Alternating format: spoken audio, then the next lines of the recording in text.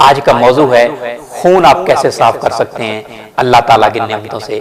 तो अल्लाह ताला की नेमतों से खून साफ करने के लिए गाजर आपके पास मौजूद है। गाजर आपके खून को साफ करती है। टमाटर का रस आपके खून को साफ करता है। नींबू आपके खून को साफ करता है। चुकंदर आपके खून को साफ करता है। कद्दू का जूस आपके खून को साफ करता है। जौ की रोटी आपके खून को साफ करती है। ग्रेप फ्रूट जूस आपके खून को साफ करता है। अंगूर खून को साफ करता है। स्ट्रॉबेरी मुफीद है। अदरक मुफीद है। तुलसी मुफीद है। पुदीना मुफीद है। धनिया मुफीद है। दालचीनी मौजूद है। जापानी फल मुफीद है। सेब का रस मुफीद है।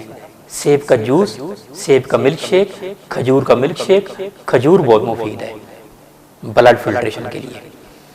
नीम का शरबत बहुत मुफीद है। पनीर का शरबत बहुत मुफीद है। इंजीर का शरबत मुफीद है। इंजीर आप खाइए, इंजीर खून साफ करने के लिए बहुत ही मुफीद है। अमरूद खाइए। जैतून के बारे में अल्लाह का कुरान कह रहा है जैतून खाइए, जैतून का फल खाइए, जैतून का तेल पीजिए, बहुत ही मुफीद है। आपका बेहद शुक्रिया। अगर मेरी कोई बुरी बात लगी हो तो मुझे माफ़ कीजिएगा।